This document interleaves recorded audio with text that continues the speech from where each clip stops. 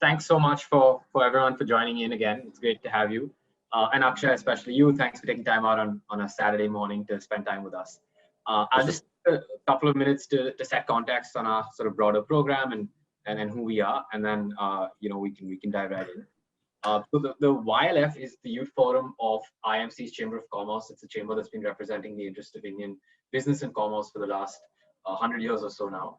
And as part of that, we've designed the series called 0 to 1, which is meant to be an entrepreneurship bootcamp of sorts, where we have a very exciting and hardened set of speakers, across investors as well as entrepreneurs speak to us. Our last few sessions, for those of you who attended, were with Srivatsa from Solify and Weber from Better Capital. And we have these sessions every Friday and Saturday, Fridays from 5 to 6:30 p.m. and Saturday from 11 a.m. to 12:30 p.m. We'll post the registration links for the rest of the series as well. So, if you're interested, please do sign up. Today, it's a pleasure for me to host Akshay Narvikar. He's the founder of Bombay Shirt Company, a brand I personally admire a lot, and I'm definitely a buyer. BSC was among the first, if not the first, sort of custom online clothing brands in India. And Akshay launched it in, if I'm not mistaken, 2012. BSC now also has a bunch of different brick and mortar stores, not just in India, but abroad as well. Akshay grew up in Bombay, but studied abroad, spent some time in apparel there before moving back for business school and then eventually founding BSC. So Akshay, we're really happy to have you here. And in particular, what we're going to dig deep into today is a little bit about product market fit through your lens and kind of the different variations of what fit means in this market. Thanks for having me.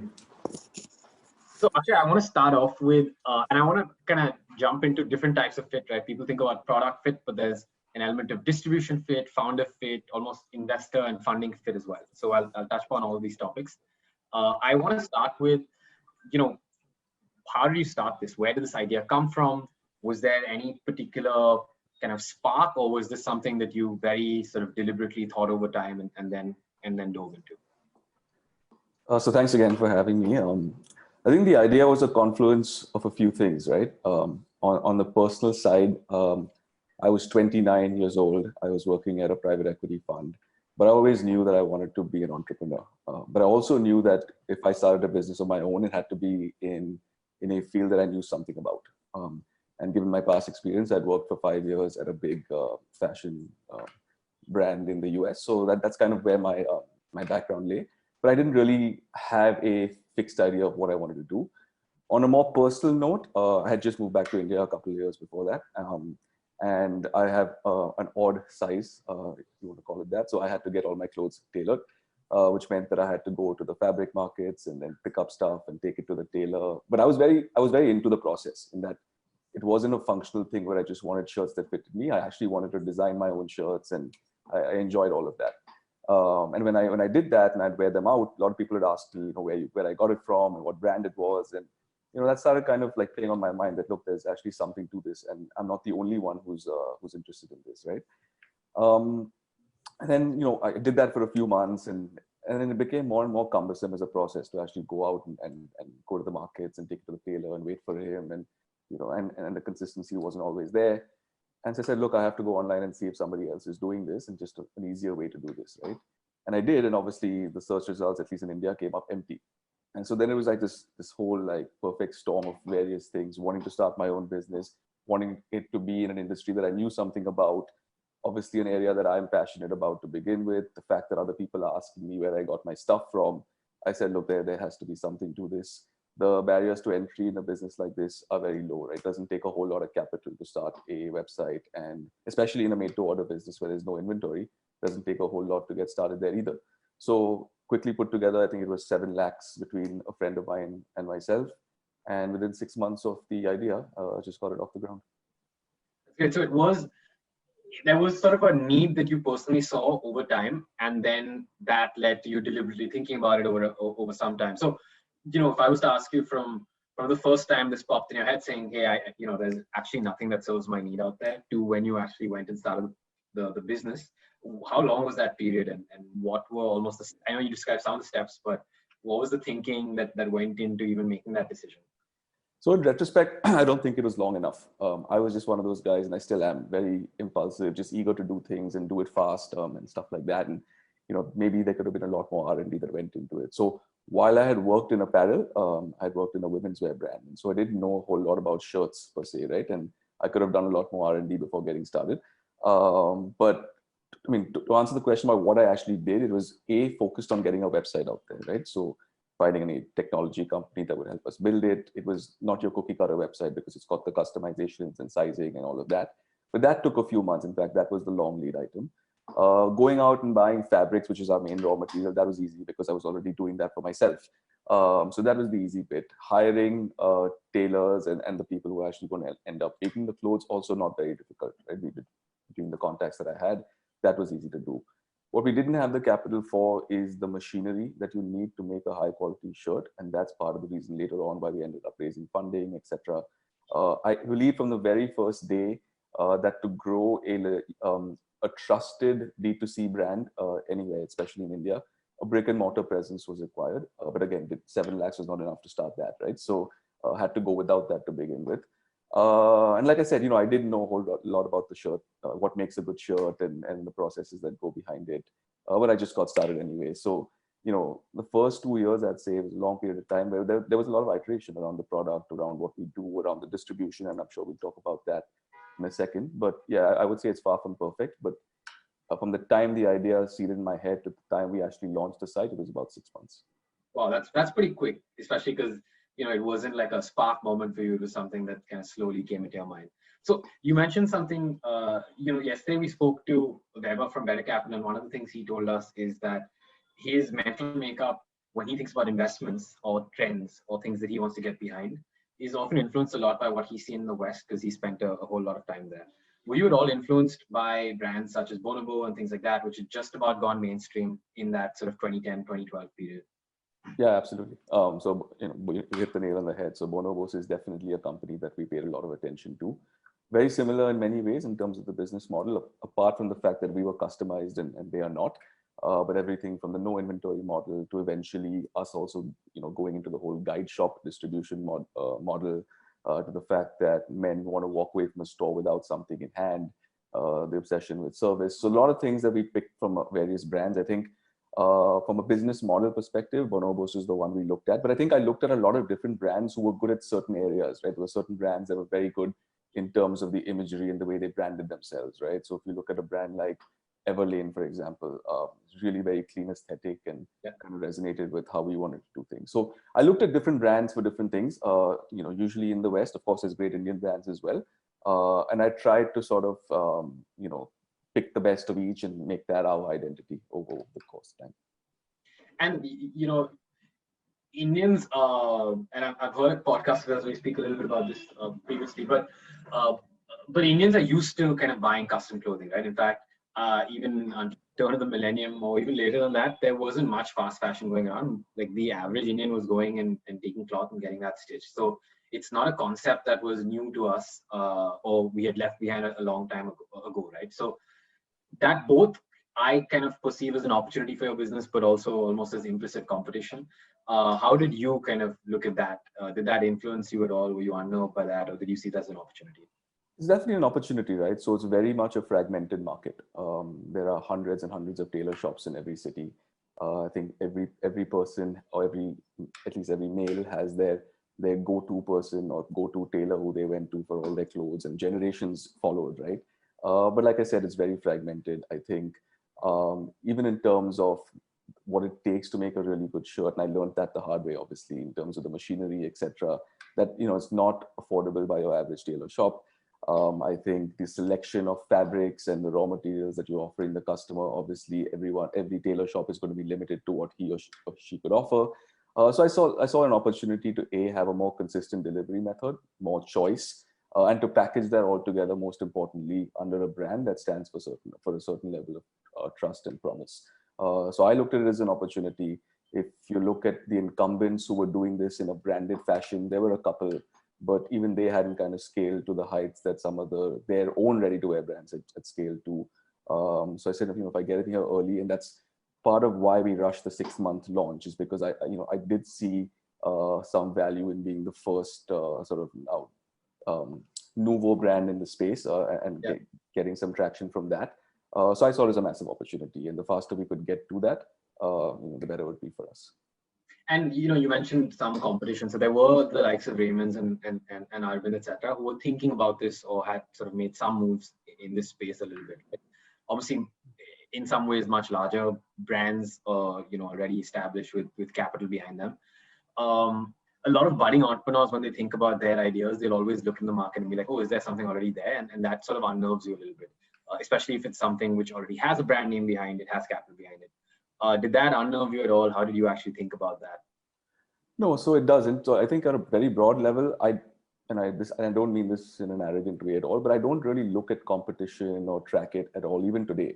I think the market is massive. It's big enough for hundreds of players, right? Everybody wears a shirt, frankly, at the end of the day. So I never actually paid much attention to that. What I did do before we got started in that early 6-month period was to understand someone like a Raymond's Made to Measure. What is their delivery mechanism? So what do they do? What is the experience like in a store? I don't think they had a website even at the time, so we were the first to do that. But just to understand what the process looks like, and given that I was a customer for the product, what would I like to have done differently, right? So went through the process and obviously found out certain things that didn't resonate with me that I would like to have done differently for my brand, and I incorporated that into the mix. And you spoke a little bit about the kind of trust and brand identity that you wanted to stand for. Was that something? I know you said you went straight into it in 6 months, so it couldn't have been too much thought that went into it. But was there something that you really thought about in terms of this is what I want to stand for? Especially, I guess this happened more in the last couple of years, where particularly your target audience in some ways of millennial younger buyers as well, they have a lot of they want the brands that they invest in to stand for something. You mentioned Everlane is a good example of that. So is that something you thought about back in 2012 as well, or is that something you kind of adapted and built as you went forward? So one of the things, this has actually evolved over the years, obviously, but one of the things I really wanted to stand for was the fact that I believed that there could be brands that were made out of India that could resonate with a global audience, that could be something and mean something to consumers all across the world, right? So purposely chose the name Bombay Shirt Company, right? In the past, there may have been negative stigmas to Indian brands trying to go abroad, etc. And I wanted to disprove that. And so that has always been a big driving thing for me. Obviously, over the course of time, the mission and what we stand for has obviously evolved. If you look at it now, if you really think about it, apparel is the second most polluting industry in the world. And what we do in terms of made to order, no inventory, etc. Obviously, it helps. It betters that, right? So that has now become the singular focus for us to say that, look, the business model that we've adopted can mean a better world for us. It can mean that if other people even replicate it, I'm fine. I'm happy to be the tip of the spear. If it means that at the end of the day, it's making a net positive impact on everything around us. And you got started with shirts. There was a lot of other things you could have got started with. Why shirts? Why not pants? Why not anything else? Focus, right? I said, when we started the first couple of years, it took us a lot of time to iterate in the product. So if there's anyone here who's shocked with us in the first 2 years of our existence, I apologize. And we're happy to get you a free shirt anytime you want. But it took us a lot of time to perfect the shirt, right? You have to break it down to the sum of its parts, understand what goes into making a good shirt, source all the raw materials and all the machinery and all the processes that it takes to put together a really good product. Because without that, all the marketing, distribution, brand, it means nothing, right? And so it took us a couple of years to get to what I believe is a very good shirt. And obviously, we continue to iterate on that. And I didn't want to lose focus on that. So there was many opportunities to do a lot of different things and over the years, but we resisted that temptation. It's only now, over the last 1 year, and we can talk about this again in more detail in this conversation, is when we've actually gone out to say that we've built a platform of certain things, whether it's distribution, technology, supply chain, etc., which can help us now grow other brands within other categories. So we recently brought a brand called Cora, which does denim, and they've been around for 6 or 7 years. Now we've kind of merged together to offer a second product. We've just recently launched a third brand called City Off, which is more knitwear and urban essentials, so t-shirts, sweatshirts, sweatpants, etc. That's launched a couple of months ago now. And we're also actually launching a women's wear brand that we're merging with, which also has been in existence for 4 or 5 years. So how do we take the infrastructure that we've created and leverage that now across various brands who are, I guess, the thought leaders in their particular categories? We'll come back to that in a little bit. So I'll dig a little bit deeper there. But you mentioned it took a little bit of time to perfect what it takes to make a good shirt. Very tactically, what did that really involve from you? Was it just deep customer research and feedback? Was it you actually got kind of experts to then, once you had capital in, once you kind of had your business going, to look at it? So what did you actually do very tactically to make that happen? So it became clear to me 6, 8, 9, 10 months after we launched that the repeat rates, etc., were not what they should be for a category like ours, right? And that just points to the fact that either the service was not good or the product is not good. On the service perspective, I know I was handling customer service myself, so I was doing my best there. It had to be the product, right? And I think literally the first 3 years of the business, 80-90% of our time went into the product. So whether that meant sitting in the factory day and night, and I don't exaggerate, but I mean nights, meeting people who understand what it takes to make a good shirt, and just sponging off of them, going out there and meeting all the raw material suppliers, whether it's fabric, whether it's the interlining that goes into your collars, how to find the best buttons that are available. I mean, literally just doing every bit of research that I could, and then kind of making decisions around what is the best mix of all these different raw materials to finally put together a good shirt. That was just one part of it. The second part of it is the machinery that it takes, and that's not inexpensive, right? If you want to make a crisp collar or a crisp cuff, or you want to have a very clean buttonhole, for example, it requires a certain level of machinery, which we couldn't afford at the time. And that's when it became clear that, look, if I want to build out a brand that stands for a really good product, I may need to raise some capital to be able to do that. Now, not every investor wants to invest in fixed assets like this. So I have to obviously find people who are aligned with our vision. But that's really what it took over the first couple of years to even make the business viable. And so one aspect of it was, okay, we chose shirts because that came out of your personal need almost. And so that's what you were most passionate about.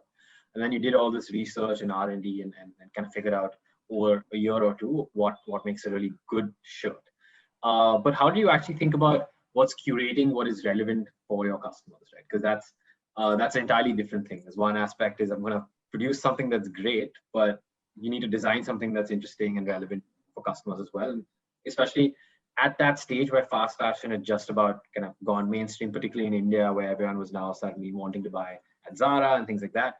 How did you say that, I'm going to pick what I at least perceive from outside in to be more classical and timeless, right? How did you kind of decide what that is and that this is what I'm going to do? Yeah, so luckily for us, I mean, what we're in is not the hits business, right? We're not looking at the most fashionable trend and trying to follow that, right? It's more classic style. So because we're a made-to-order business which has no inventory, what we can do is stock hundreds and hundreds of SKUs, because all you're doing is keeping some level of fabric inventory, and you give people choice, and you only go ahead and produce something when someone orders it. So that's what the model allowed us to do. But to answer your question, I think, like I said, this is not a hits business. There's, I'd say 60 to 70% of what we offer is what we call core stuff, which is available perennially, right? So certain whites in different textures, or blues, or grays, or blacks, which is just 80% of what men wear. And so what we were able to do over the course of time is build a just-in-time system where we know how much inventory we need to stock of the fabric at any given point in time, a system that reorders the fabric just based on the velocity of sales. And so that's very easy. And then another 20 to 30% of the range is more, I guess, trend driven, if you want to call it that. So prints and checks and stripes. And for that, initially you've got to trust your own gut. Again, I come back to the fact that I was a customer of this, so I wanted to just put out stuff that I would personally wear, right? And hopefully that resonated with people who shop from us. Of course, over the course of time, you realize that I'm not the customer anymore. I mean, there's a wide variety of people who buy from us, who have different tastes. And now you let data drive those decisions, right? So it's not necessarily something that I might wear, but at the end of the day, if that's what people want and that's what's trending, then that's what we go with. But 70% of what we do is still what we consider core and perennial. 30% is churned seasonally. And do you said you don't like looking at competitor data so much. So when you say you look at data, is that just launch something, see how it's running, if it's not, pull it and do something different, or is there kind of a different way of going about things for you? So the model has always been go wide in terms of SKUs, but don't go too deep within any SKU. So we're never left in a situation where a particular fabric or design doesn't sell out because we haven't gone that deep in it, right? So you take take smaller bets, but take wider bets, right? And if something is working, which is always a good thing, you can always double down on it and get more, more stock or inventory of it as you go forward. So it's kind of internal data that we look at what's selling for us, and that's what continues to drive all the decisions. And when you think about doing this, do you sorry, I lost my train of thought there a little bit, but basically, is it something that you kind of do in-house in terms of design, or is it something that you're constantly looking for collaborations? Have you found any of that to be more fruitful than the other? Yeah, it's a great question, actually. So even in the early days, right, what we were putting out is our point of view, and in many senses my point of view in terms of fabrics or designs, right? Because if you walk into a store, there are shirts that hang on the racks that are designed again with our point of view. So what we try to do is actually collaborate with people. I guess today the word is influencers, but back in the day it was just collaborating with creative people who had a different take on fashion to be able to put their point of view out there. So I think the first collaboration we did was with the editor of GQ, Che Korean, right? So what we did is he picked 10 or 15 fabrics that he liked. He designed shirts that he would wear, and we put those out in the racks. So what that does is opens us to an audience that follows him or knows him. It gives customers a point of view that he has, which is different from, I guess, what they've been used to with the brand. There was a social angle to it. So, percentage of the proceeds from the sale of his collection went to a charity of his choice. So it was kind of a win-win situation for all of us. And over the course of time, we ended up doing a few more of those. And that's what kind of kept it fresh and kept alternate points of view coming through, every so often. And when you think about, I'm making designs for someone, or I'm in your sense, not trends, but I'm appealing to someone, there has to be kind of a definition of who that someone is. Different people go at this differently. Often entrepreneurs talk about how they went too wide first and then they actually focused in, and that was helpful. And some people say, oh, we were thinking too small first, and then we kind of eventually went outwards. What was that for you in your journey? So you're asking me about the demographic of the customer that we're Exactly, yeah. Did you have a very sort of core customer that you focused on and that's expanded, or was it kind of the opposite where you think you went too wide to begin with and then really kind of figured out who that is for you? I think when we conceived the brand, we had a particular kind of person in mind, right? So again, it's coming up as a recurring theme in this conversation, but I was the customer, right? So somebody at the time in his late 20s, maybe early 30s, someone who has maybe works in a creative field, doesn't have to be earning a ton of money. So one of the things I wanted to do through the brand is try to make at least democratize custom made, right? So have it price, and it still is priced at a price that you would pay for a ready-made equivalent quality garment. So trying to make that distinction of saying you don't have to have a lot of money to buy what we sell. So we started off, even the way we branded the product, the way we spoke to the customer, targeted that demographic of person. Of course, given that it's shirts and it's quite a ubiquitous product, we have people from the ages of 8 to 80 who are buying stuff from us. But I don't think the messaging has to change to try and sort of encompass everybody. I think the brand is in some ways matured over the course of time because we're in a quite serious space. People take their shirts and their fit and the quality of their garments quite seriously. And I think that's an evolution in terms of the way we position the brand that's happened, I guess, organically over a period of time. But I think, if we look at the data today, it's still the same demographic that accounts for a large chunk of our sales. Got it. And, we spoke a lot about in different ways about how you thought about product market fit, right? And now, of course, when people are young entrepreneurs, there's so much reading out there. There's just, so many frameworks out there.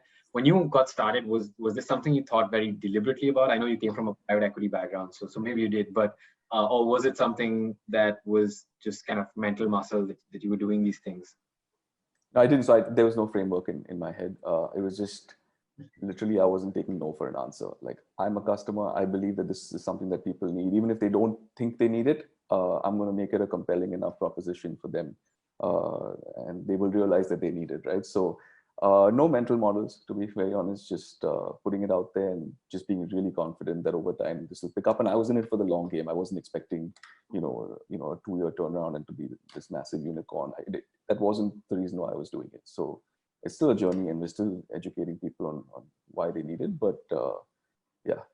Yeah, and so that's interesting because you said you're in it for the long run. There's a lot of education to do, and there's a lot of sort of personal passion for the product and what you're going after.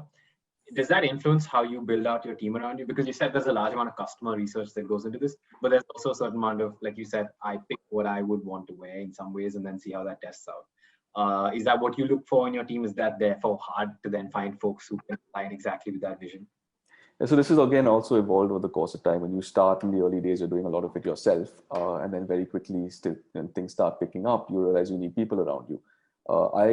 In my case, I was a sole founder, and so any help that I could get was obviously welcome. And maybe I didn't spend enough time trying to recruit people with the right cultural fit. And I mean, when I say cultural fit, I'm necessarily talking about affinity for the product and living and breathing the product. It was more if you were a functional fit, and let's say you were good at marketing or customer service or whatever it was, and you fit that model, you were in. I think now as things have evolved, it's been a long time that we've been doing this, and a lot of people have come and gone over the course of time. I think it's becoming more and more important that people who work with us buy into the overall mission of saying, look, we're trying to change the way an industry works, change the way the entire business model for apparel works to make this a better world. That's just a high level.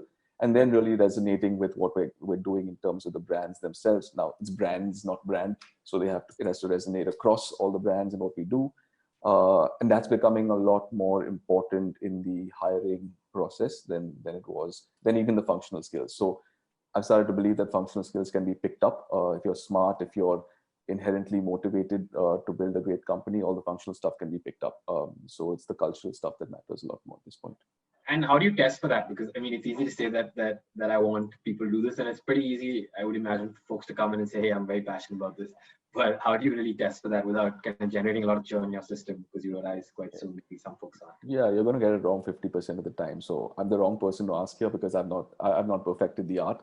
I think you mitigate those risks somehow by having multiple people within the organization have candid conversations. And the higher you go and the more senior the higher is, the more conversations you have in different settings, right? And so you're not necessarily asking pointed questions, but you're picking up, cues and clues from various conversations.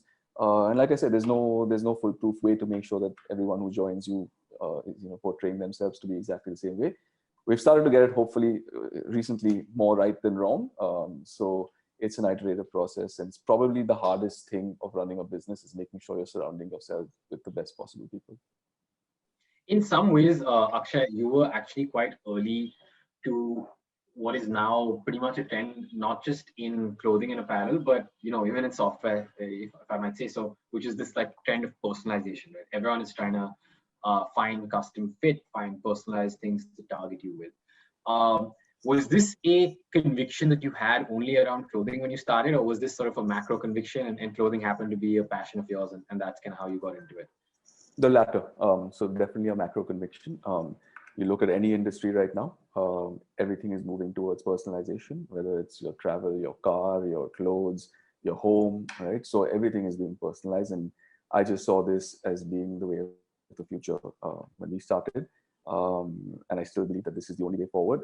And supply chains, technology, all of that is going to need to be re-engineered to make sure that people get what they want for themselves. I think from the apparel perspective, I think it's just ludicrous to imagine that a brand can put out, let's say, 30 designs every season in 5 sizes and expect the entire world to want those 30 designs in those 5 sizes and that you should fit them perfectly, right? I think that notion just doesn't make sense to me. It probably makes sense because these are all very big companies, but in my mind, it doesn't make any sense at all, right? So I just said there has to be a different way to do this. And like I said, if more and more companies start doing things the way we do, I don't look at it as competition. I think that I look at it as being a movement towards what I believe is the ultimate way of consumerism, really.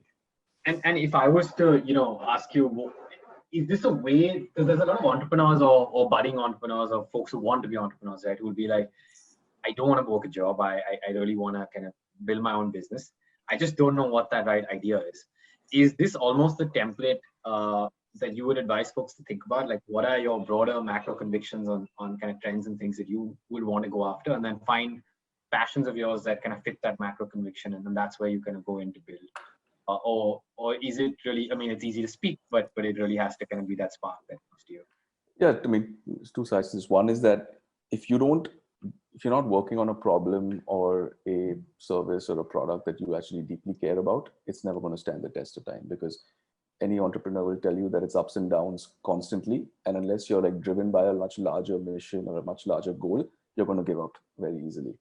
By the same token, I've learned that over the course of time, you don't need to always have an idea that you think is going to work to become an entrepreneur. There are many opportunities to be an entrepreneur within an existing organization, big or small. It's just the level of responsibility that you want to take on, and you can really be an entrepreneur within another organization. Of course, at some point in that journey, an idea may hit you, and then you've already gained the skill sets that you would require to be an entrepreneur from working in another setup, and that will just help you in your journey going forward. But yeah, that's kind of how I think about it now. And today folks are really all about growth, right? So I would imagine if there was another Akshay who started this business in 2020, they would have done shirts in year 1, jeans in year 2, tees in year 3, right? But you took your while with getting shirts right, and it's only now, as you mentioned, that you've actually started to kind of leverage your platform and merge with other brands or kind of partner with them. Why was that? Like, what was your thinking about doing it in that way? Ego, I think, because I wanted to be known for having a great product, a great brand, a great service, and that meant more to me than a great top line or a huge fundraise, which seems to be what a lot of people are excited by. That's not what excited me. What excited me was being very proud of the fact that we got a great brand and product. So that's why I took my time, making sure the product was perfect to its nth degree. We mentioned the first store that we opened in 2014. It was doing really well, but I still waited an entire year before we started the second store because I wanted to make sure things are perfect. So things could have happened a lot faster. And even today, if you talk to any of our investors, they could tell you that things could happen a lot faster. But like I said, I'm driven by different things. Not to say that I don't want to build a great, top line growth business. I do, but I think everything has its due course. And like I said, I'm in it for the long run. So I'm pretty sure if you do the right things, and the outcome's going to be great. Would you do it differently now? I don't think so. Go back and do it again? I don't think so. I think it's just the DNA of the promoter, in this case me, and that's always been my DNA. If I was to start another business tomorrow, selling a product, I'd pay even more attention to the product than I did in the early days of this one. So I don't think you can change the DNA of the kind of person who runs a company. And how do you think now, right, as you've gone into what you've kind of professed to be kind of the next phase, right, where you've built this platform, you've got shirts, right? Now you want to think about other categories. How have you gone about choosing what those categories are? And there's different vectors of this, right? There's obviously types of apparel, but then there's also kind of the gender and sex aspect of it, which is today it's predominantly men. I know you do a little bit of women, but that's not a kind of key focus area, or hasn't been previously. So how do you evaluate what is it that you kind of choose and go into?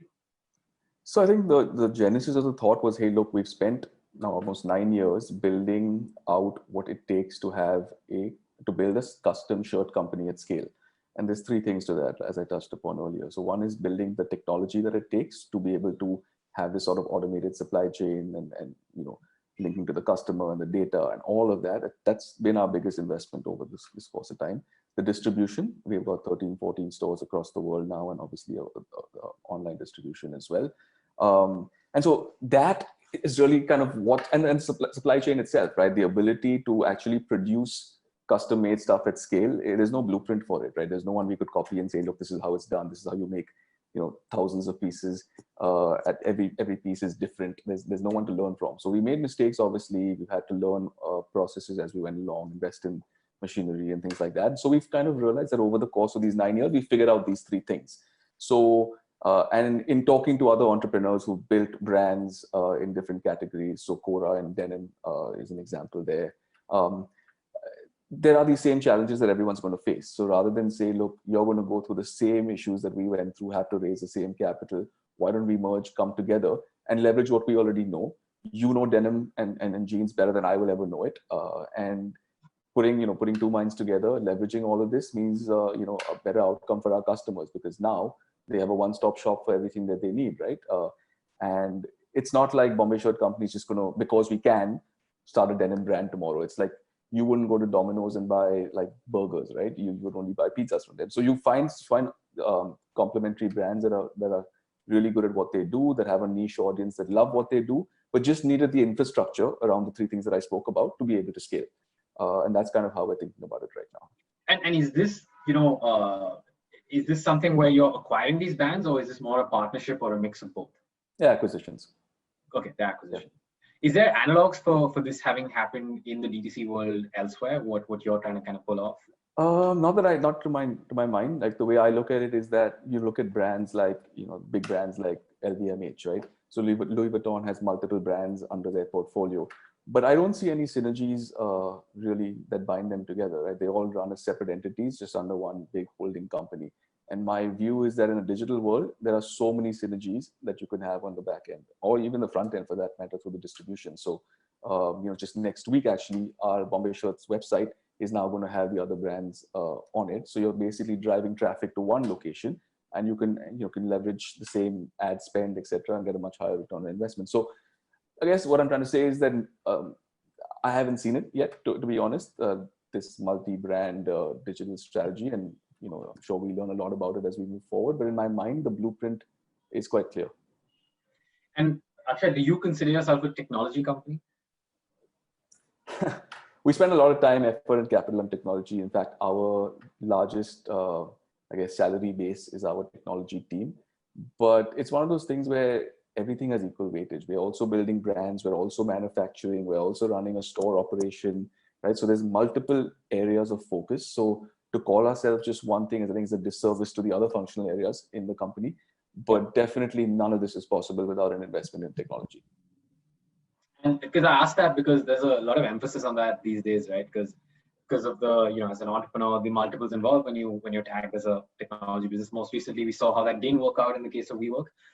But that's kind of why I ask you. And a lot of what you're saying in terms of, we've built this platform which is scalable, kind of alludes to that. So can I love your perspective on Yeah, I think what has changed, especially over the last few years, is the fact that there are so many SaaS tools to build out stuff that you want to build, right? So whether it's as something as large as Shopify on the front end, or all the plugins that you could then link into Shopify to be able to market and do all this other stuff, that has in some senses reduced companies and our company's reliance on having to build technology.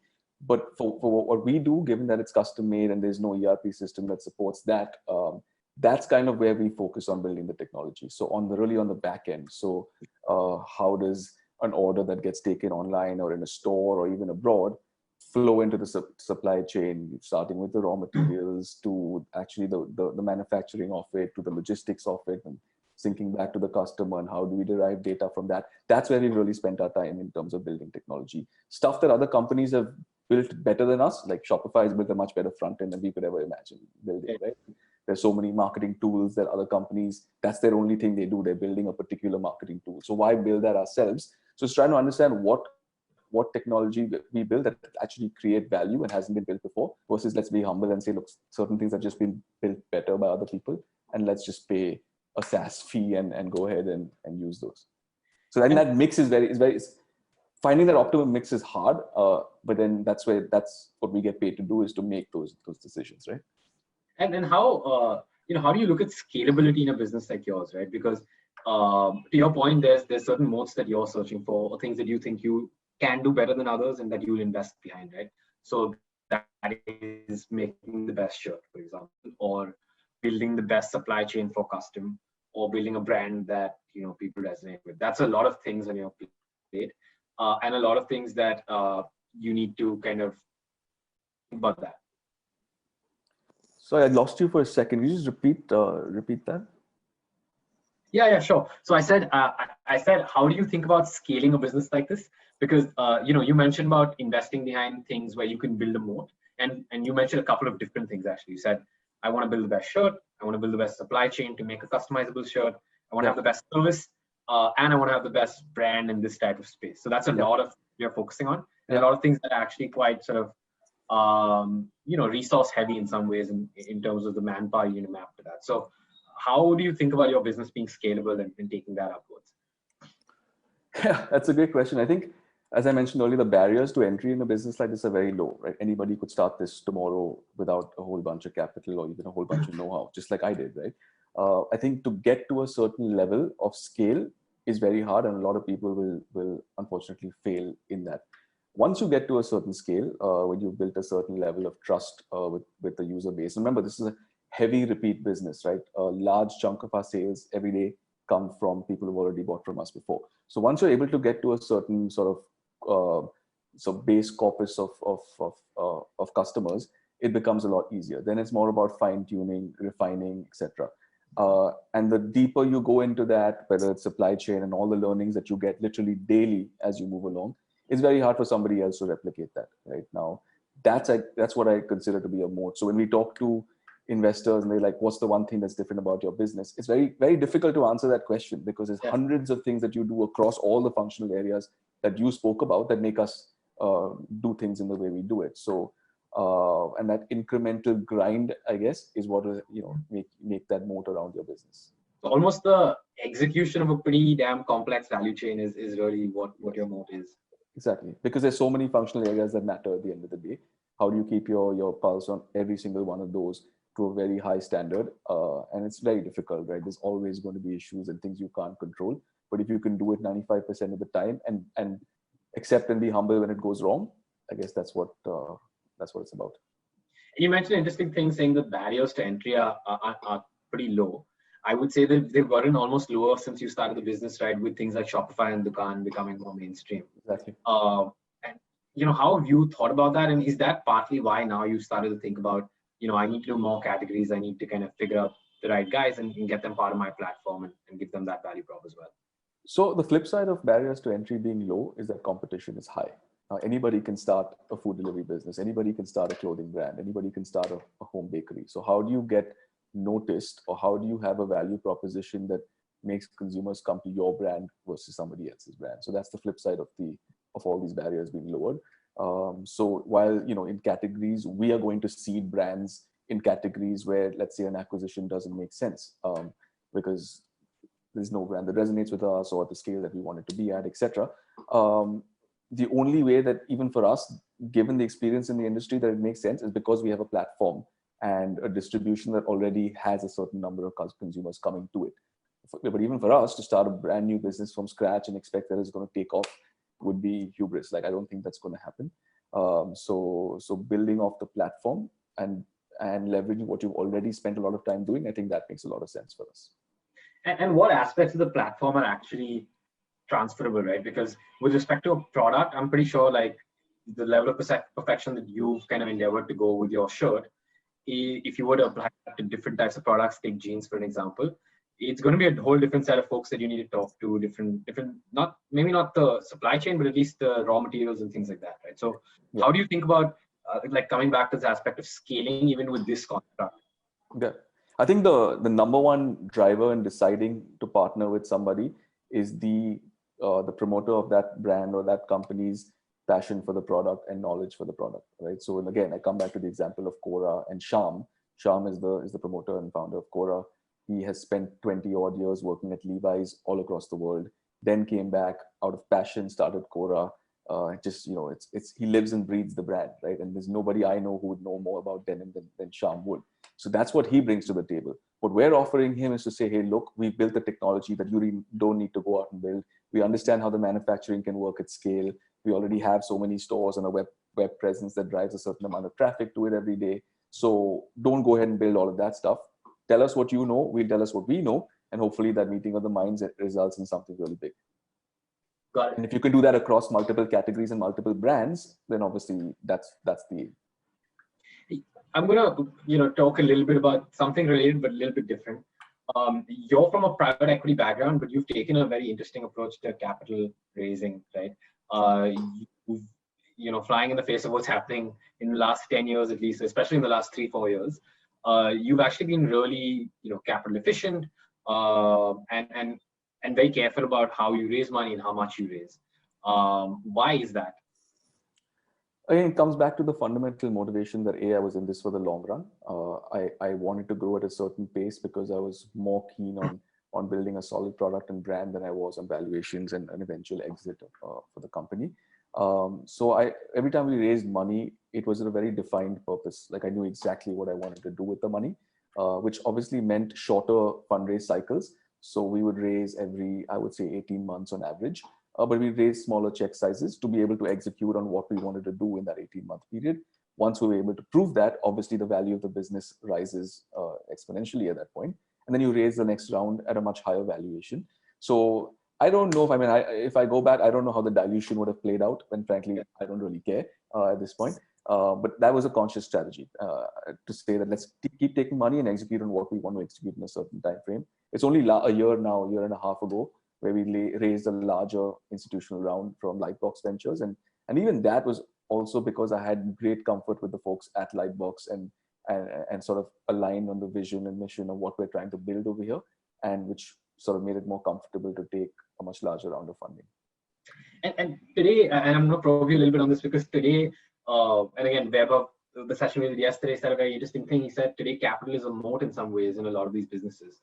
And again, with this conversation we're having around, it's becoming a little bit easier to at least start a D2C business. Maybe it is more difficult to get the right eyeballs, but then capital becomes a moat in grabbing those eyeballs and kind of pushing forward, right? So do you think that you would be more amenable in kind of today's age versus what it was 7-8 years ago, to going more capital heavy, or would have done this differently, for example, if you started today? So I guess Weber probably knows better than me, but my view on this is that it depends from industry to industry. We're not in a winner takes all industry, right? Apparel is the whole world's your market. If you can get even a small slice of that pie, that's fine. So it's not like maybe food delivery or transportation, where it's pretty much a winner takes all thing, and that's when capital really is a moat. Also for the kind of business that we are, it's not a heavy cash burn business, right? We're monetizing daily. We take payments upfront from the customers, but pay our suppliers 60 days out. So it's working capital negative. So there's many reasons why capital for us is not the be all and end all of it.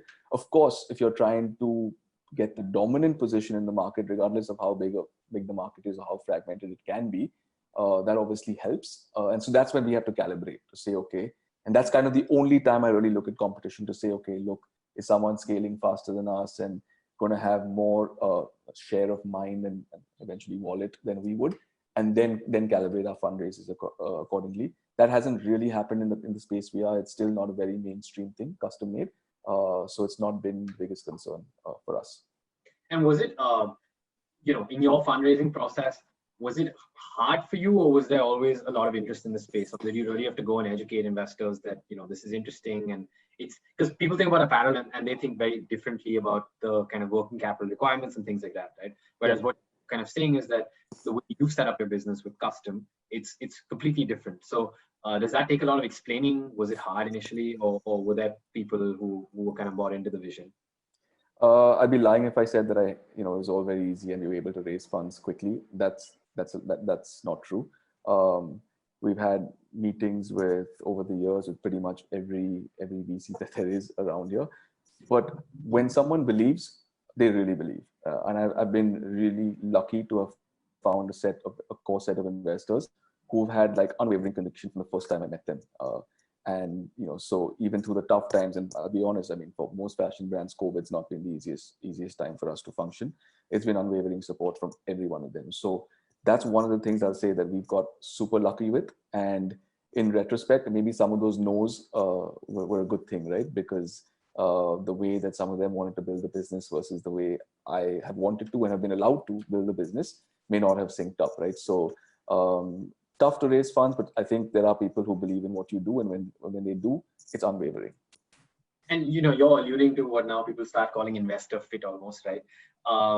What does that mean? Like it's an amalgamous kind of term. What is it? What do you really look for? Of course, you said it's a flexibility for you to execute in your vision versus someone imposing a slightly different vision on you. That's one, clearly. Yep. But are there more tactical things that you go in apart from capital that you look for in your investors?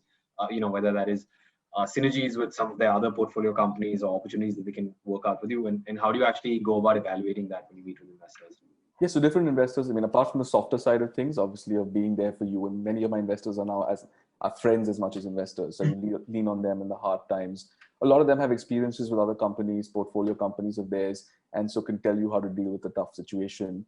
Giving you context, right, of other companies in different industries and how they're growing, or the challenges that they face. So you realize that also sometimes you're not in this alone, right? The issues that you face are not just unique to you.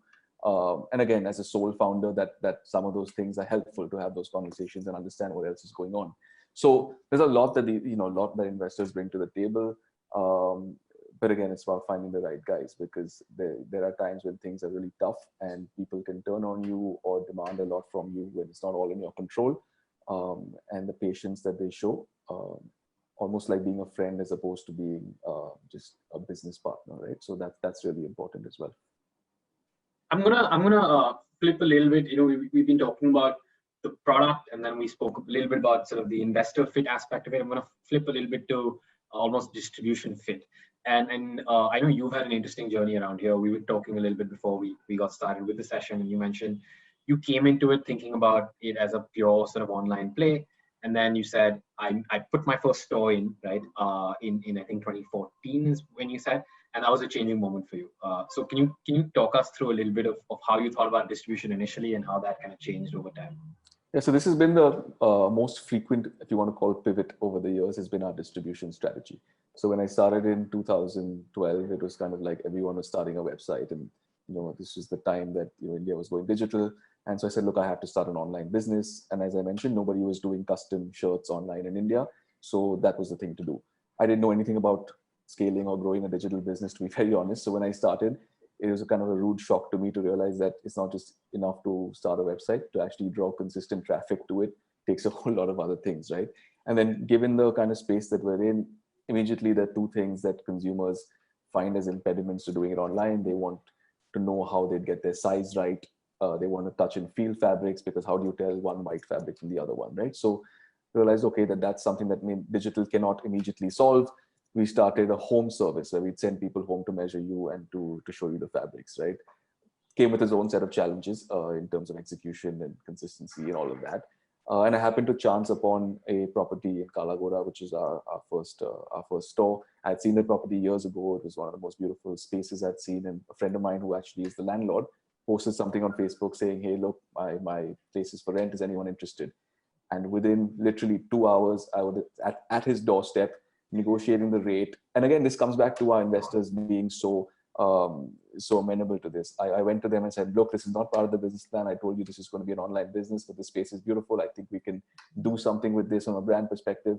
And by the end of the day, we were good to go. So that's what that was about. We launched the store without really having any expectations. If I remember correctly, I had said that if we do like 10 shirts a day, I'd be like super excited and this would be a complete win. And then obviously it's far exceeded our expectations, and it really got people to understand that this brand existed, told people about what we do and how we do it, and sort of set that unique positioning for us. And that kind of became strategy for us going forward, because the success of that store gave us the impetus to open the second one. And when that did well, we said, let's go to other cities. And when those did well, we said, okay, let's go to other countries. And so in many ways, it became our distribution strategy became very much offline led at a time when most companies were being sort of focusing on digital. Tying back to the fact that we hadn't raised a whole lot of capital, it's very difficult to have both an offline strategy as well as an online strategy without the kind of capital that you need to grow both. So we've kind of been more of offline led over the last 6-7 years or whatever it was. Now with the recent fundraise and obviously the world just absolutely moving digital, it's been our focus over the past couple of years. But I think having built that offline distribution and awareness in different cities, and because of the physical stores, it makes the job of going digital now a little bit simpler. So when you opened that first store, was it predominantly your sort of thinking going into it was, I need to generate awareness from the store and this is going to be like my one flagship store in Bombay? Or was it, let me start this and see where it goes? What was your thinking? So again, like coming back to my mentality is that the space is so beautiful. I know that we can make this look amazing. And I had no expectations. Like we just built a store, and to my mind, it was a really beautiful store, and I was just excited by that. Like I really didn't think very much past that. Over the next 6-8 months, it started getting crowded, and we couldn't even take. I used to work at the stores literally 7 days a week, and we couldn't even have lunch on most days because there were so many customers. That's when I started realizing, hey, there's something definitely to this. And the first time I realized that, look, this brand actually might go somewhere. But went in with no preconceived notions, right? I just went in saying, I just want to build a beautiful store, and hopefully some people will like it, and we'll sell a few shirts. So a very different mentality. Yeah, so that Kalagura store is actually the first time I noticed the brand, and I really like it, and now I'm a regular buyer. But how did you even think about the format that you were going to go into? Obviously, the space was one aspect of it, what you can do with it, but it's a little bit different from the average apparel store that you enter. Like, there's a nice desk in the middle. You're going there to flip through fabrics. There's only so many SKUs in the store, right? So was this something you iterated over time? Was there sort of a template for you to follow? And is this something, because I haven't visited a whole lot of other stores, but is this something that you've replicated, or now you've come up with a little bit different formats that you want to play depending on the aim from that store? Yeah, so this is most of the stores in those days, and even now, are 600-700 square feet. So I think Kalagura store is about that size. But because there's no inventory, the leverage on that can be as much as having a 5,000 square foot store. We envision the layout and the journey again for what we would want from a store, right? So walking in, having a center table, and spending a lot of time there myself sort of made me realize what people come there for, why people are coming. The fact that it's a community table and people are sitting around it with their own stylists, discussing designs, talking across the table to other people they've never met before. So it really became an experience. You come there with your wife or with your brother or your son, and you're designing stuff together. I think that whole experience and sense of community is what people came there for. And so that's what we kind of replicated in all the stores that we opened thereafter. Of course, as time goes on, you keep iterating on that, and things change, and things are definitely more digital than they were back then. It was very manual. We didn't know how to run a store. We'd never run a store before. So we just did what we thought a store needs to have, right? Even sales were like on a Google sheet or whatever at the time. So obviously we iterated through all of that. But I think the genesis of the store is that, look, this is an experience center where people come to have a fun couple of hours, and by the way, walk away with a whole bunch of stuff that they will hopefully like later. And you, at least it seemed at the time, after a year or so of that store launching, that you went relatively aggressively speaking on launching new stores, whether that was mostly in different cities in India, but more recently even abroad. How did you go about thinking of these are the cities I'm going to go into internationally or in India? So I know you went in New York and Dubai, which obviously are going to be large markets with a sophisticated audience that matches your demographic. But I'm sure there are other cities like that as well. So what kind of was your mental map that went into choosing the locations that you wanted to go into next? So I'm not going to lie to you and say that data drove which cities we went to, because at the end of the day, we went to places like Delhi and Bangalore and Chennai and stuff like that, right? Which is obvious markets for us, right? So not a whole lot of thought process behind that. The thought process was more around where in those cities we want to be in, right? We want to be in certain areas where the demographic matches with the kind of brand that we are. So that's that kind of more focus as opposed to the cities themselves. And coming back to the international, right? For me, as I mentioned, from day one, what I wanted to do was build a brand that could resonate across the world. So when the opportunity to do something in New York and Dubai popped up, I mean, I jumped at it because this is the sole reason why I built this or started this, right? So, and again, like you said, massive markets. We started Dubai first, which I thought would be a test ground for us, given that it's a good mix between being an international location, but also a healthy sort of Indian diaspora. So it'd be a good transition for us to test the international waters. Once we got some confidence in that, very quickly after we went ahead with the New York opportunity, which is the biggest market in the world, right? So who would not want to be there? So I wouldn't say there's a whole lot of like dissection that went into the decisions, but yeah, some level of calibration. And you said you managed customer service almost entirely in the first couple of years. Customer service for an online-only brand is I'm sure drastically different because it's related predominantly to kind of delivery and then product quality versus customer service when you actually start offline stores, right? Where now there's an element of the stylist and the in-store experience. What was that learning curve for you, and how did you actually kind of build that muscle over time? Yeah, so customer experience in the early days was the toughest job in the world because I mentioned we didn't have the greatest product to begin with. So I was dealing with that a lot of the time, right? So that was the first couple of years. I think what I did do once we opened the first store in Kalagoda was I spent all my time in the stores during the day, and it's 7 days a week because the weekends were the most busy. So I would usually go and open the stores with the team in the morning, stay there, take orders myself, talk to customers, all of that until about 6-7 o'clock in the evening. And that's when I would go over to the factory. So I'd go over to the factory and then work with the team late into the night with the tailors and everybody there, and sit with them just to make sure that all the orders that we took in the day are now in production. Because the work is only started once you've taken the order. So I spent a good, I want to say, couple of years living that lifestyle, without which I wouldn't understand what the meaning of product market fit is. I wouldn't understand what it means for customer experience. I wouldn't understand what it meant for making a good shirt because I was in the trenches with them. So that's what it took then.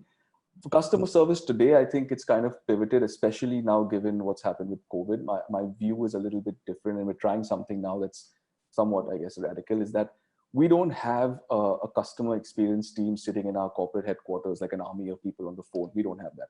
What we've decided to do is to say that we've got 13 stores and roughly 50 people, 50 stylists who are sitting in all these stores. And while the stores may be busy, there's some point in the day that somebody in some store is not busy. And so they're all connected through one central SaaS tool, which I think is Freshdesk or Freshchat or one of those, right? So all queries from to any store or to the main sort of support helpline or whatever, all get channeled into one place. And there are 50 people sitting across the country who could pick up tickets and answer them real time. And I believe that someone who's at a store, who deals with customers every day, who understands what they need, their issues, their pain points, or what drives customers, are better positioned to answer queries than somebody who's sitting in a head office behind a telephone who's never seen a customer in their life. And so I believe that's kind of the way of the future. So we don't want to build out a customer experience team, but we incentivize our store teams and stylists to answer questions. Is that working out well for you? Like, because there might be, if I was to play devil's advocate, some amount of accountability, like issues, right, where it's kind of open tickets and folks have their day jobs as well. Have you found that to work well? Because otherwise it sounds awesome, right? Like, it's been 7 months. It's been 7 months since been doing this. And the great thing about these SaaS tools is the accountability. So you know exactly how many tickets there are, who has picked them up, how many have gone unanswered, right? So you see a particular store has picked up 30% of the tickets. So I guess someone's getting an incentive that month, right? Versus another store who's not picked up any tickets, right? So that's what these tools allow you to do, is to really track and make people accountable. And you kind of understand the motivations of your own team, right? Who's most efficient and who's not through that. So touch wood, it's been great. We just have one customer experience person sitting out of our office, and that's kind of just to cover at times, maybe on weekends when the stores are really busy and nobody can answer a ticket real time. But it seems to be going well. And I think for us, this is definitely the way we're going in the future. And were there any supply chain challenges that came with having this offline approach across cities, or not really? Was that it didn't add that kind of added layer of complication? So I don't think the supply chain challenge was because of the fact that we were spread out across cities. I think the model has always been one central location where all the raw materials and fabric inventory lies in one place, is produced and then sent out all across the world. The issue around supply really is that it was never able to meet up to demand. So we've been through some really rough times, especially in years, during Diwali, where people had to wait like 4 and 5 weeks just to get one shirt, right? And a lot of time people are just like, dude, it's just a shirt, right? Why am I waiting a month for it? I can go anywhere and buy it. And we've lost a lot of customers, I'm sure, over the years because of slow delivery. But again, in our defense, so to speak, is that there was no blueprint for how to scale the supply that quickly and maintain consistency and all of that kind of thing. And it's something that you've only been able to learn after a long time. But that's always been the challenge. I think we could have, again, been a lot bigger than we are today had supply consistently matched demand as we scaled. And so is your model even in the store, for example, in New York, that you make in India and then ship abroad? Yes. The only difference between the India or Dubai stores and an India store is that the shipment or the delivery takes 18 hours longer than it does to Delhi. So it might take 24 hours to ship something to Delhi. It takes 36 hours to ship it to Dubai, and maybe 40 hours to New York or something like that. So, but again, even that is sort of back-ended in the factory, in that a New York shipment would be produced first because of the slightly longer lead time. So at the end of the day, the customer gets it at the same time, regardless of whether you're sitting in Lower Parel or sitting in And for you, that's not been a challenge in terms of sort of the price point that you've wanted to maintain, given that you've had to build in for a bespoke product where you're not actually shipping kind of a lot of volume over to the US from here. No, so I think in terms of the product, like I said, from a pricing perspective, I've always wanted to maintain parity with ready-made and ready-to-wear brands, because that's the whole proposition of the brand. Are the margins as healthy as margins for ready-to-wear products? Maybe not, but they're definitely healthy enough to run a very profitable business. So that's kind of the lesser concern once you get to scale, and our fixed costs are also not that high. I'm not sort of splitting hairs for margins here. Got it. And the other interesting thing about going offline after starting online is now it's a buzzword, but I'm sure when you started doing it, it was at least in India, it was only just picking up this concept of omni-channel, right? Like, how do you ensure that everything is seamlessly connected? I know one of the cool things that the first time I walked in a store that I found was very interesting was that, hey, you bought a shirt from us, we have your measurements, now it's fed into the website. And I'm sure there's a lot more things that you guys did. How do you actually think about merging that online and offline, and what kind of differentiated you from other folks doing it outside? Yeah, so omnichannel is it's very 2018, right? I guess the 2020 buzzword is phygital, right? And it's completely blurred the lines. And again, COVID has taught us this, right? That it's completely blurred the lines. And over the last year, when stuff was locked down for a large amount of time, our store teams were sitting in the store and taking orders from customers via WhatsApp. Now, do you consider that a store sale? Do you consider that a digital sale? Who knows, right? To the same point that my customer experience team is servicing online orders, but sitting out of a store. So I think the whole concept of omni-channel, physical, digital, it makes no sense anymore. You could be theoretically sitting anywhere, doing any kind of transaction. I don't know. I'm still kind of getting my head around how to differentiate the two. And frankly, I don't even know if it matters, right? It's just when a customer wants to buy something, we just need to be present to help them, whether it's physically sitting in person across from somebody or through a digital channel. And you mentioned that distribution was where you actually pivoted a lot. So first pivot was to even decide to put in an offline location, which, as you mentioned, was on the mind, but actually the spur was just that location that happened to become available, and then it just worked. Yep. What were the other pivots specifically in this particular journey for you from the distribution perspective? So it was first online, to home visits, right. to stores plus home visits, to then saying home visits is not a customer experience that we can be proud of, or we can't differentiate ourselves from anybody else. So we nixed that. Then it started becoming a whole bunch of stores. Now it's kind of like, okay, COVID means that we got to focus more on digital, but also we've got all these brands coming on our platform, which means we might need larger format stores. So let's not go into like 4 locations in Delhi. Let's just get one big location. So these things are just iterative, and it's just how things evolve. There's no way to really plan for it. But I guess where we are today, and the way I look at it, is that we want to be present in every big city, want to have large enough stores that all our brands can be showcased through the store. But really our growth lever is going to be the online. And what categories are you super excited about? So you mentioned jeans and basics, but part of it, we touched upon this briefly, was that you want to align with the vision of whoever you're kind of looking to acquire or partner with.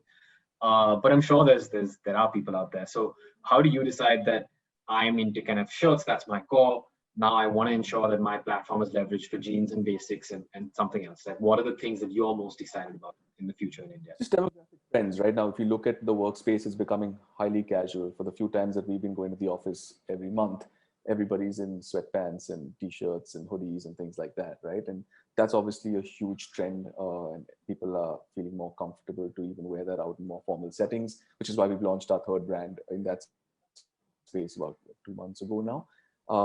And so just keeping in tune with what people are wearing, right? And again, most of us now are all consumers of our products, so we know what people want. In terms of the technology and the platform and the ability to leverage all this, it's built in a way that we can do women's wear, we can do, shoes, we could do theoretically anything that we wanted to do. It has to obviously have a logical progression. We can't be going from, making shirts to suddenly doing shoes. That's not logical in the customer's mind. But a good extension from shirts is jeans or pants, then extending out to t-shirts, and stuff like that. Obviously, then we have a choice between going deeper within menswear and saying, let's get into accessories or socks or underwear and stuff like that, or let's capture maybe a bigger market when it comes to women's wear, right? And so we're in the process of making an acquisition in the women's wear space, where the founders know infinitely more than I would ever know about women's wear. They've built a brand, a loyal following for brand, but because of COVID, needed to sort of come on board with us to be able to now take it to the next level. So that's something we're super excited about. You're actually touching about something which I work at Bain for everyone here. When we do sort of adjacency strategy projects with different folks, we have this concept called being close to the core, as close to the core as you can, and then look at attractive markets around that. And you've pretty lucidly explained what that is. But there's two kind of variants of this that you spoke about, which is should I go to like logically next extension categories within menswear, or should I actually say, okay, I know how to make this particular type of apparel for men, can I do it for women? In this market, what according to you is actually easier to do? Is it easier to kind of go to the next logical thing for men, or is it actually easier to flip to women? Hey, look, I think time will tell.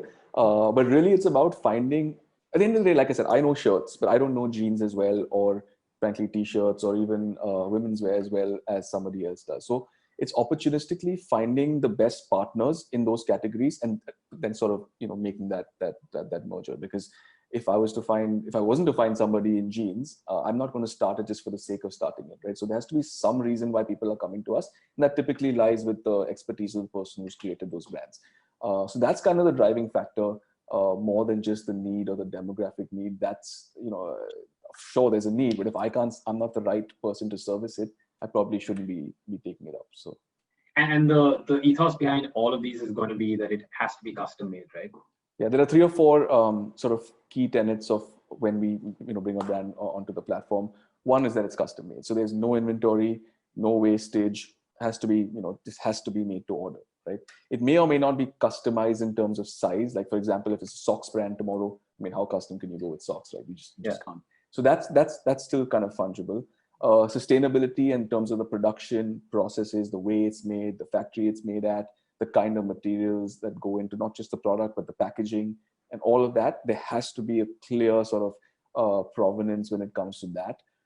We also look for brands that they don't necessarily need to be massive brands, but they need to have a core following of people who absolutely just love those brands. And that's when you know that there's a DNA for this to grow, is because it's got these power users who just love Cora denim, for example, like will only buy Cora denim and live and breathe by it.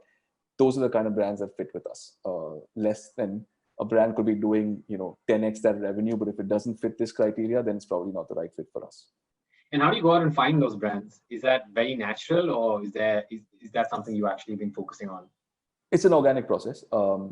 It's not like we go out and say, look, we want to get this one on board or that one on board. It's a small ecosystem, the apparel entrepreneur ecosystem. And so a lot of people reach out for conversations around different things. And in the course of the conversation, you kind of start thinking about maybe there's something more to what we're talking about than just pure advice. And there's synergy here. In the case of Cora as well, we just tried it out. We had Sham come from Delhi, where his office was, and just sit in our office for 3 months and work out of our office and just get a feel for the culture and see if that made sense to him. We did a trial in the Kalagoda store for a month, and he did humongous sales. And then it's kind of like, okay, I think we're a good fit culture-wise. Obviously, the sales justify this. How do we now quickly just take it to the next level? So it's very organic. There's no sort of blueprint or strategy for it, but it has to be a fit. And when you're thinking almost at a gradually next stage of your growth, right, where you're going from single product and single brand almost to multiple brands, multiple products, how will that affect, for example, me walking into a Bombay shirt company store? Like, are you thinking of kind of abstracting upwards to a kind of larger brand, and how do you actually think about those kind of decisions? Yeah, very good question. I think every investor has asked me the same question as well. Building brands is not easy. Okay, it's a lot of money. It's a lot of thought that goes behind building a brand. In the case of this other categories, the brands have already been built and nurtured over the course of time. So we're not building something from scratch. How do you put an umbrella on this with a brand that encompasses all of these sub brands, so to speak?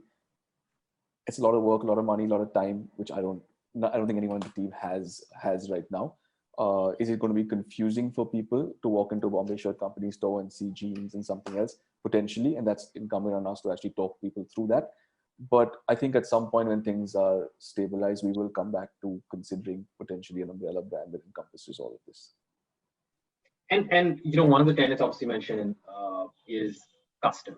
Now, was COVID hard for custom, or do you think it was actually easier for custom than it was for ready-made? And how does that actually work in the background?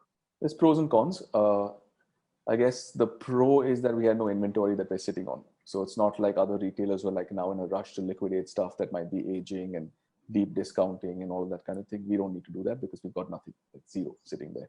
The cons are that when it's locked out, we can't operate because we can't have a team go into the factory and start producing stuff in a safe fashion, at least when we were in the throes of it like a year ago. We couldn't do that. So we were just basically sitting there idle, zero revenue until such point that it became safe for the team or even legal for the team to go back in there. So that's, I guess, the con of it, but you live and die by that. And, distribution strategy seems to have been like really, really important for a business like yours, as it is for any sort of D2C-esque business, right? That is a moat in itself. But you were also really, really focused on the product. Did you ever kind of, in the early days when you were obviously constrained by bandwidth and team bandwidth, did you ever have to make trade-offs between I'm going to invest in getting my distribution right and just give that experience really well, or versus kind of investing in your product? And how do you deal with those things? Yeah, it's always a trade-off. Again, coming back to the point that we didn't raise stupid capital, right? Crazy amounts of money that allowed us to do everything at every point in time. And at every point in the business, every year or so, different things take on added focus. At some point, it might be production and supply chain. Another time, it might be store expansion, store operations, and thinking through that. So at every point, there are different focus areas. You can't hire senior, rock stars in every role because you just can't afford it. And so as a founder or a senior team, a lot of us moonlighted across multiple things just to be able to get the job done. But I think it's a revolving door, right? Certain things become focused and then get solved and something else pops up. It's like, like whack-a-mole a little bit. So you kind of just have to roll with that. The reason to now raise a larger round last year is the ability to hire people and experts in all functional areas. So it's never a situation that working on something comes at a trade-off of something else maybe falling through the cracks a little bit. And what you're doing is a space, and we touched on a little bit earlier, where there is sort of fast fashion going around, but there is also, even if I exclude fast fashion, there's a lot of innovation that you need to almost keep up with, whether that's in terms of fabrics, or it's in terms of the design, or all of these different things going on, right? Yeah. When you're running at such a frenetic pace with so many other things, how do you actually measure if you're innovating enough? Is that purely customer feedback and sales, or do you actually have kind of some time set aside to think about innovation? Yeah, so again, my role here is to keep abreast of what's happening in the rest of the world, right? So while I don't track competition in terms of whose numbers are what, I definitely track other brands and people in the ecosystem to see who's innovating in what way and what's the latest thing that's happening there. And that's kind of my role, right? To make sure that we're always in the forefront of doing what's next. But yeah, it's a mix of customer feedback. It's a mix of keeping abreast of all of this stuff happening, and then really trying to think through, okay, now what does that mean for us to be able to implement that? What does that mean from a capital perspective, from a resource perspective, from just a bandwidth perspective? Like, are we even in a place where we can devote any time to this? That's kind of my role in the organization. And very tactically, what does that mean, Akshay, when you say I keep abreast with these things? Is it just, having conversations? Is it like browsing catalogs? What does that actually entail? So personally, I'm a huge podcast guy. So I listen to at least 2 podcasts a day. So at least an hour of my day, if not longer, goes into listening to podcasts. And they're very specific around whether it's startups or entrepreneurship or the apparel space. So I've got a few things that I listen to. That's one. Obviously, social media, right? Everyone browses through that and get a lot of information. So interestingly, my Instagram feed has 0 people, like 0 friends, 0 people apart from my wife. It's only brands. So for me, it's more of a work thing where I'm just scrolling through Instagram to see what's new, in terms of business and in the world, as opposed to trying to see what my friends are doing. So that's another thing that I use to keep in touch. And I read a lot. I read, again, at least a book a week, and typically nonfiction. Wow. So between the 3 of these things, I make sure that at least I'm up to date on what I need to know. And it's my interest in any case, so doesn't feel like work at all. It's just what I'm interested in. And so this was almost like the source of how you do it. Is there a process to it, in that when you're browsing through Instagram, are you kind of keeping an eye out? Do you have Do you have almost kind of a place where you store interesting designs, send it to your team, say, we need to look at this? Is there some mental process to it? Yeah, I'm a big screenshotter. So I take a lot of screenshots, and then I have folders within. I'm OCD like that, and I have folders within my gallery for, like, product stuff that's inspirational. It could be videos of some sort of innovation that I saw. So everything is categorized and then shared with, or inspirational. It just could be a quote that resonated with me, or something that someone said, and so everything is categorized and then shared with appropriate people in the organization. Basis what it is. That's interesting, and that's a good that's a good kind of bridge to my last little section that I want to talk to you about, which is almost founder fit.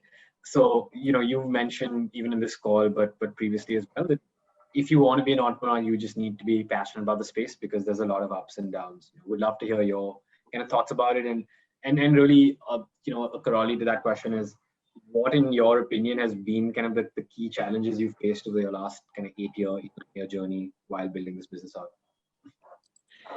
Yeah, yeah, it's obviously ups and downs. There's no question about that. I don't think anybody can tell you that that's not the case for them. Maybe a few, but for the most part, everyone's going to say that. Coming back to the earlier point that we weren't a great product when we started, right? And 2 years into it, if your sales are going this way and not that way, you probably have an issue, right? So I could have looked at it as two ways. One part of me was like, look, this is clearly not working. I gave entrepreneurship a shot. It's what I wanted to do. But let me just accept this humbly and say, let's move on to something else. But for some reason, I don't know why, but I was just so bullheaded. I was trying to figure out what it would take now to sort of still scale this to where I wanted to scale this. And that's when I went back and broke down what it takes to make a good shirt and all of that. So there are times when, if I look back, we should probably shut the business many times, right? But for whatever reason, I don't even know what that is. We just didn't, and we continued to just plow along. Yeah, I mean, that's kind of, does that answer your question? Yeah, but what was there, like, I'm sure COVID would have been hard, but were there, like, what were the other kind of specific instances which you kind of said, this is really hard, like this particular? For me, I think management of people doesn't come naturally. I'm a certain way. I mentioned I'm a little bit OCD, so I expect a certain level of stuff, and I don't necessarily have a lot of empathy for stuff that doesn't happen the right way, right? And over the course of time, I've lost my cool on multiple occasions and could have done things a little bit differently on that front. I'm nowhere close to being perfect as a manager, but I'm a little bit more conscious of what I need to do, and that's been the biggest challenge for me. And as we've scaled and have a lot more very capable senior people who've been there and done that in many roles, I have to adapt myself to kind of to be the kind of person that adds value as opposed to the other way around. And that's been the biggest challenge for me. I think product and strategy and funding and all these things are like just functional things that you need to go through, and you figure it out if you have the inclination to figure it out. It's the softer side of stuff that for me doesn't come as naturally, and there's something that I've had to work on for sure over the journey. And I'm sure in particular for you, like you said, you've focused on product. You're very keen on being a perfectionist in what you're doing, and you haven't raised a lot of capital. And then there's been kind of challenges on the softer side of things. How have you really kept yourself motivated and kind of true to your vision, and said that, because you have all the things in your resume that you could have easily done this for 4 or 5 years and said, okay, this is too hard, I'm gonna hop back off. What kept you motivated and going over a long period of time? And I'm sure lots of entrepreneurs deal with that. Like, what kind of is your message almost to folks on how to deal with these things? Yeah, so I'm not as motivated as with by money and exits and stuff like a lot of people are. I think for me, it was the first mission that I had of building a global company and a brand that's based out of India that could stand for something that people could be proud to associate with. That's always been everything for me. And then the second mission, which is evolved along the way, is what we can do and how the apparel industry can change the world for the better, right? As I mentioned, building a no inventory on-demand model that's personalized to the user, right? This is, to me, the way of the future. And if we can build a business of certain scale that people obviously recognize and then hopefully even emulate, that to me will be huge success in my career, right? And if get more and more people doing that, that's how the industry moves and becomes the norm for the industry. I want to take some credit for pioneering that, hopefully. So these are the two things that singularly drive me every day. It's this December will be 10 years since I sat in my bedroom and conceptualized the idea. So it's obviously been a significant part of my adult life. But it doesn't feel like work. It just feels like what I was meant to do. And that brings me to my last question, which is, when is it that Akshay Nagarkar is going to be like, man, I made it? Is there like you said you're not motivated by money or numbers. So, because a lot of people say I've made it when I've kind of hit, unicorn status, whatever that is, right? For you, does it mean, I don't know, some sort of international recognition of being a certain brand built out of India with your ethos? What is it that you're kind of working towards almost? I don't think I have like a milestone or a singular goal for this day. I say that I made it because I made X amount of money, or we raised so much funding, or have so many stores. That's not it for me. I think it's more of an evolutionary perception of that. If people are introduced to me, or I meet somebody, that I'm known for what I've built, and that respect that you get for having built something the right way and built something that stands for something. That to me, and it's not transient. It's not like I reached that one goal, I'm so excited, and like 10 minutes later, now it's my next goal. But the fact that if you all build something that you stand for, then regardless over the next 10, 15, 20 years of my life, that I get a certain level of respect for that. That's kind of my motivating factor. That's great, Akshay. I mean, there's not a lot of people out there, particularly younger folks, who have that sort of perspective. So it's awesome to hear that. Thank you. Thanks a ton for spending so much time with us on your Saturday morning. I think for me, it's been really insightful. I hope it has for the folks who joined us as well. So thank you very much. Thanks, Angad, and thanks everyone for listening in. Thanks all, and we're gonna have a bunch more sessions from next Friday onwards as well. So next Friday and Saturday, Anita will post the link. So please feel free to register for the rest of the seasons as well. Thanks, Akshay again. Bye bye. Thanks, thank you. Thank you.